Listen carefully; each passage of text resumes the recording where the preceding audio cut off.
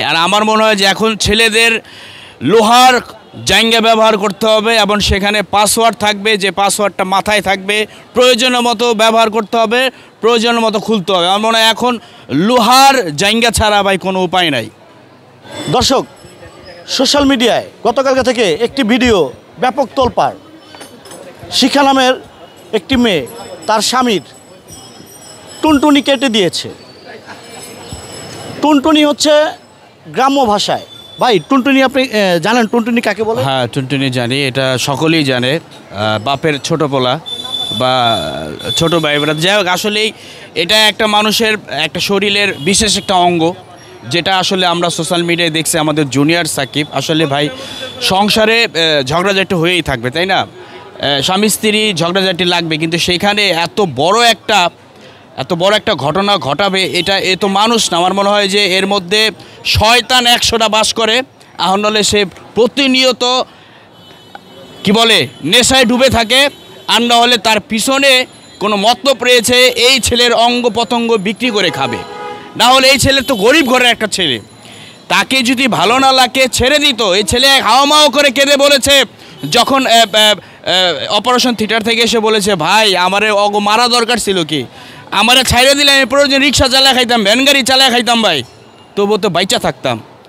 জেলে ছিল, ভালো ছিল, জেল থেকে ওরে ছাড়াই আইনা দেখেন, টুনটুনি কেটে দিল। এই যে টুনটুনিটা কেটে দিল, যে আজকে দেখেন এই ছেলেটা যতদিন বেঁচে থাকবে, যদি আল্লাহ পাক বাঁচায় রাখে, তাহলে কিন্তু বিকলাঙ্গ হিসেবে বেঁচে থাকবে। কোনো দিন সে সন্তানের বাবা হতে পারবে না। কখনো তার স্ত্রীকে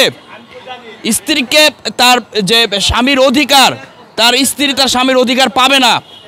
এটা আসলে এই মহিলা পরিকল্পিতভাবে করেছে। শুধু তাই না, এর দেখা দেখি যেসব মহিলা এরকম, ভাই এর কথা ধরলাম যে এখন অনেকে জানে, বাংলাদেশের অনেক জেলা উপজেলায় গ্রাম অঞ্চলে কিন্তু এরকম ঘটনা অহরহ ঘটছে। এখন যদি এটার পদক্ষেপ না নেওয়া হয়, আর যদি এই মহিলাকে যদি শাস্তি না দেওয়া হয়, তাহলে ভাই কালকে আমি ঘরে ঘুমাইতে পারি নাই, কালকে আমি সারা রাতে মনে হয় 2 ঘন্টা ঘুমাইছি। আমার মাথার ভিতরে কেমন যেন একটা কাজ করছে। শুধু আমি না, আমার মনে হয় এই ঘটনা শোনার পরে কালকে বাংলাদেশের 1 কোটি ছেলে ঘুমাইতে পারে নাই।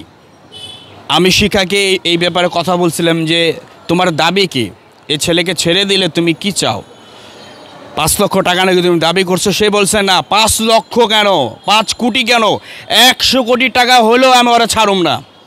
যদি কেউ আমার 100 কোটি টাকা দাও, তো এই জুনিয়র সাকিবের কে আমি ছাড়বো না। প্রয়োজন ওর হাড্ডি খাবো, মাংস খাবো, তারপরে প্রয়োজনে জেলে যাব। আজকে তাই ঘটাইছে ভাই। তার মানে ওই হাড্ডি মাংস কিছুই খায় নাই, টুনটুনি খেয়ে জেলে গেছে। এটা আসলে ও দেখেন কত বড় স্টুপিড। সে তার টুনটুনি নিয়ে টিকটক করে, সেলফি তুলে সেটা সোশ্যাল মিডিয়ায় আবার পোস্ট করেছে। হ্যাঁ, তো এই যে এই মহিলাটা, আমার মনে হয় যে এই মহিলাকে বাংলাদেশের সর্বোচ্চ যে শাস্তি রয়েছে, যাবজ্জীবন বা মৃত্যুদণ্ড, এটা দেওয়া হোক। না হলে এই মহিলার দেখা দেখি আরও যারা মহিলা রয়েছে তারা উৎসাহিত হবে। আমরা তো ভাই পুরুষ, এই সমাজে পুরুষ নির্যাতিত কোনো আইন নাই, নারী নির্যাতনের আইন রয়েছে, যেই কারণে অনেক মানে নির্দোষ ছেলেরা কিন্তু জেলে থাকছে। এবং কি বলে যে এই যে মিথ্যা মামলায় কিন্তু দেখেন এখন যে টুনটুনি ফেলে দিয়েছে শিখা, সেই টুনটুনির কি অবস্থা? জোড়া লেগেছে? ভাই এটা জোড়া লাগার মতো না, কারণ এইটা আমরা যখন একটা আঙ্গুল কেটে যায় সেটা জোড়া লাগে না। আর এই টুনটুনিটা যখন অর্ধেক হয়ে গেছে, অর্ধেক হয়ে 4-5 ঘন্টা অন্য জায়গায় পড়েছিল, সেটার ড্যামেজ হয়ে গেছে। এখন কোনো রকম এটাকে সেলাই করে কোনো রকম লাগিয়ে রেখেছে। এখন 1 সপ্তাহ পরে এটা যদি জোড়া লাগে, তাহলেও বিকলাঙ্গ হয়ে থাকবে। মানে সে কখনোই সে তার যে আগের যে ক্ষমতা শক্তি, সেটা কখনোই পাবে না। আর কখনো সে বিয়ে করলেও সে কখনো সে সন্তানের বাবা হতে পারবে না। এইটা মানে ভাবতে গেলে জানেন যে ঘুম আসে না রাত্রে। মানে এইটা আমি আর কি বলবো, সকলেই জানেন। আমি চাই এটার সুষ্ঠু তদন্ত হোক, এবং এই মহিলার সাথে যারা যুক্ত আছে তাদের আইনের আয় টানা হোক, এবং তাদেরও শাস্তি দেওয়া হোক।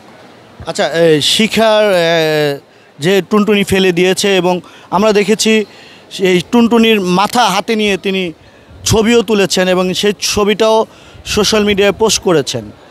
তো মানে সাকিবের পরিবার থেকে কোনো ধরনের মানে আইনগত ব্যবস্থা নিয়েছে কিনা শিখার বিরুদ্ধে?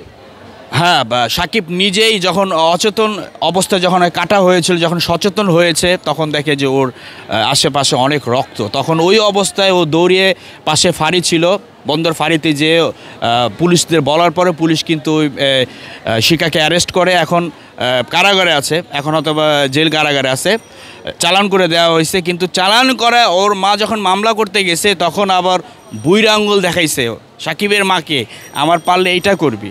সে কত বড় মানে কত বড় সে ক্ষমতাশালী লোক হয়ে গেছে। সে দেখেন এত বড় অন্যায় করে তার মানে বিন্দু পরিমাণ মায়া নাই বা দয়াও নাই যে একটা এত বড় অন্যায় করছি। আমার মনে হয় এর আল্লাহ পাকের হেদায়েত করুক। এবং কি বলবো যে এই বিচার আসলে আরেকটা কথা বলি, জুনিয়র সাকিব একটা গরিবের ছেলে, সে চাইলে অনেক কিছু করতে পারে না, কারণ তার বাবা একজন দিনমজুরি, দিন আনে দিন খায়। সে ছেলেটা কষ্ট করে চলে, ওর বাড়ি মাদারীপুর, এখানে একাই কিন্তু একটা জালে ফেসে গেছিল। আচ্ছা, এখানে আমি আরেকটি কথা জানিয়ে রাখতে চাই, প্রিয় দর্শক, দিন দিন বাংলাদেশে কিন্তু টুনটুনি কাটার একটি প্রতিযোগিতায় নেমেছে। কিন্তু আজকের যে বিষয়টা, শিখা সাকিবের যে টুনটুনি ফেলে দিয়েছে, একদম 2 ভাগ করে দিয়েছে টুনটুনি।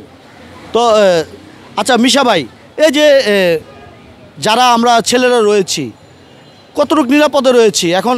এই যে ঘটনা ঘটছে একটার পর একটা, এখন তো মেয়েরা সাহস পেয়ে যাচ্ছে, কিছু হলেই স্বামীদের টুনটুনি ফেলে দিবে। তো এখন স্বামীরা টুনটুনি কিভাবে এটা সেফ রাখবে? রক্ষক যখন ভক্ষক হয় তখন কিন্তু বেঁচে থাকাটাই দায়। আর আমার মনে হয় যে এখন ছেলেদের লোহার জাঙ্গা ব্যবহার করতে হবে এবং সেখানে পাসওয়ার্ড থাকবে, যে পাসওয়ার্ডটা মাথায় থাকবে, প্রয়োজনের মতো ব্যবহার করতে হবে, প্রয়োজনের মতো খুলতে হবে। আমার মনে হয় এখন লোহার জাঙ্গা ছাড়া ভাই কোনো উপায় নাই। লোহার জাঙ্গা ছাড়া কোনো উপায় নেই। প্রিয় দর্শক শ্রোতা, টুনটুনি রক্ষা করতে হলে লোহার জাঙ্গা পড়তে হবে, পাসওয়ার্ড দিয়ে রাখতে হবে, তা না হলে কিন্তু যে কোনো মুহূর্তে আপনার স্ত্রী আপনার টুনটুনি ফেলে দিতে পারে। সেখান থেকে আমরা সবাই শিক্ষা গ্রহণ করতে পারি। আজকে পর্যন্ত পরবর্তী আপডেট নিয়ে আপনাদের সামনে হাজির হব, আমাদের সঙ্গে থাকুন।